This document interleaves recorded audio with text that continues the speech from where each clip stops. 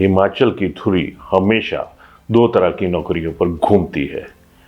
पहली धुरी 5 साल की नौकरी की, दूसरी धुरी 58 साल की नौकरी की।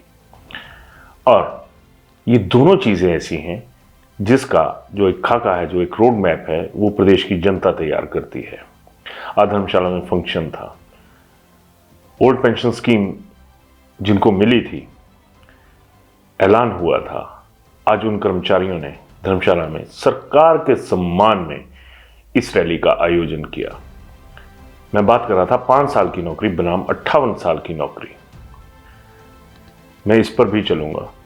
सबसे पहले मेरा अभिवादन स्वीकार करें, मैं उदय पठानिया। आज धर्मशाला में पहली बार ऐसा लगा कि जो समाज है, चाहे वो नौकरी पेशा है, चाहे वो कोई और है, वो सरकार के साथ खड़ा है। पहली बार हुआ कि पहले 6 महीनों में कोई नाम मुख्यमंत्री को मिल गया। सुखविंदर सिंह सुक्खू का यह सौभाग्य कहिए कि उन्हें पेंशन पुरुष का खिताब मिला।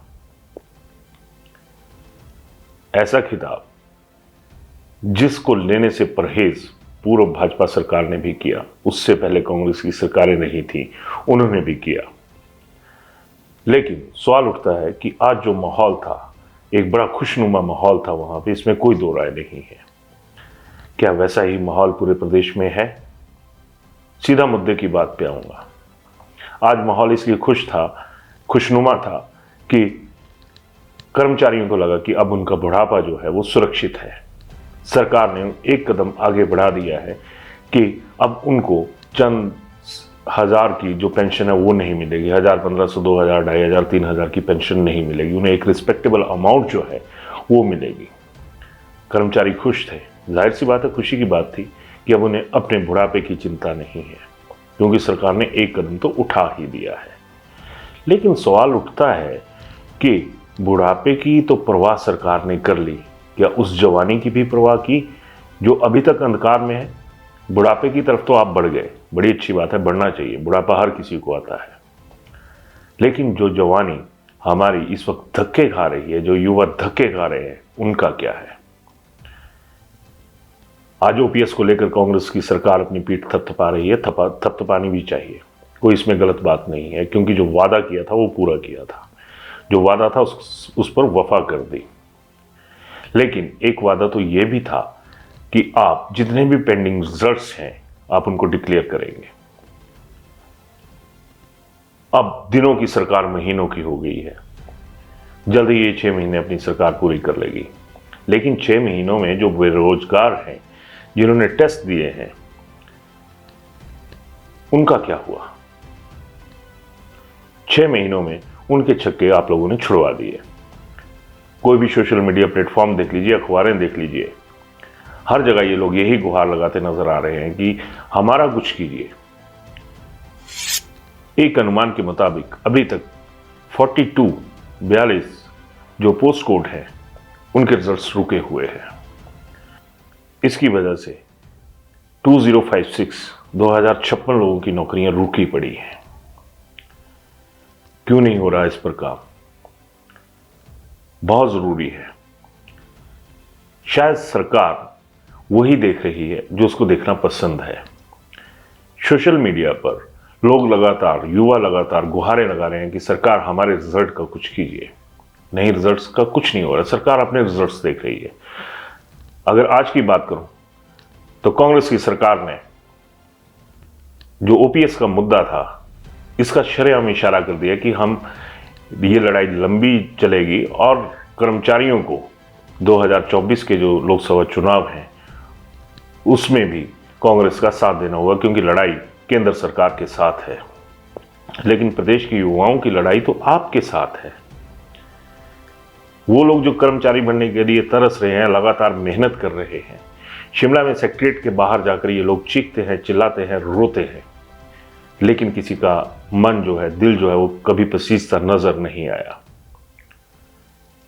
इसमें कोई दो राय नहीं है कि आज जो माहौल था, मैं फिर दोहरा रहा हूं, उसमें लोगों को अपना बुढ़ापा सुरक्षित नजर आया। लेकिन अपने भविष्य को सुरक्षित देखने के लिए ये लोग भी तो अपना उतना ही हक रखते हैं जितना कि ये ओपीएस के जो लोग हैं उनका हक बनता था। ओपीएस में कोई दो राय नहीं है कि लाखों परिवारों को फायदा होगा, लाखों लोगों को फायदा होगा। परिवारों की बात तो मैं गलत कर रहा हूं, लेकिन लाखों लोगों को इसका फायदा होगा।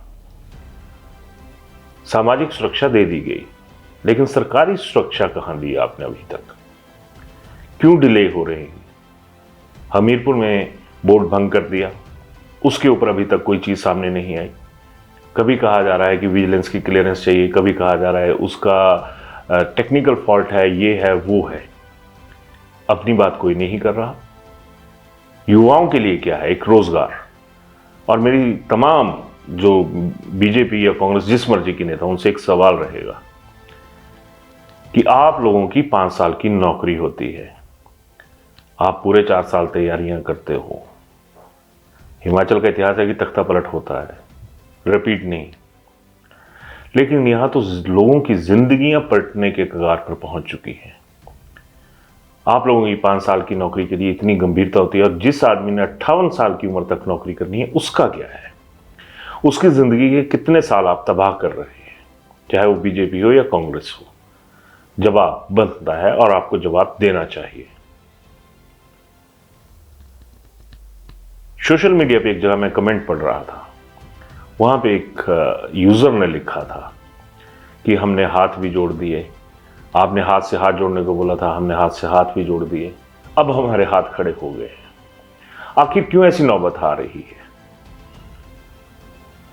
लोग क्यों आपके व्यवस्था परिवर्तन के नारे पर अब भरोसा करने से थोड़ा छिटकने शुरू हो गए? हालांकि अभी कुछ ज्यादा नहीं बिगड़ा है, लेकिन यह भी सच है कि जिनका बिगड़ रहा है ना, वो बहुत ज्यादा बिगड़ रहा है। सरकार और सरोकार, ये दोनों शब्द थोड़े से आगे पीछे हैं, कोई ज्यादा फर्क नहीं है, लेकिन जब इनका भेद किया जाएगा तो एक बहुत बड़ा अंतर नजर आता है। आप लोगों ने आम आदमी के बुढ़ापे को संरक्षित कर दिया।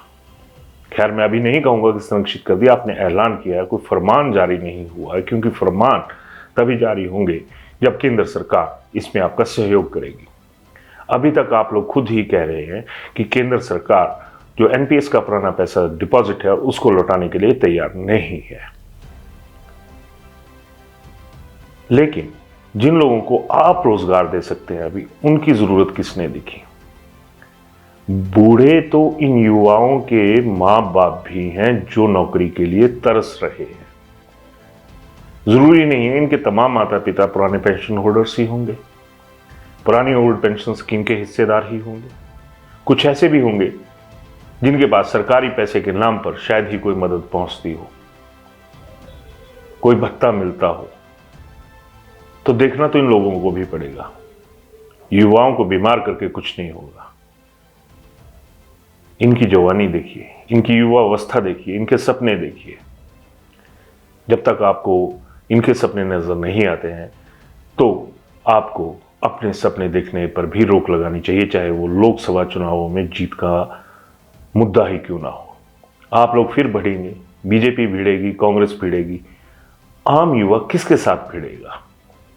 ना वो अपनी किस्मत को कोस सकता है, ना वो किसी और को कुछ बोल सकता है। वो आप लोगों के आगे गुहार लगा सकता है।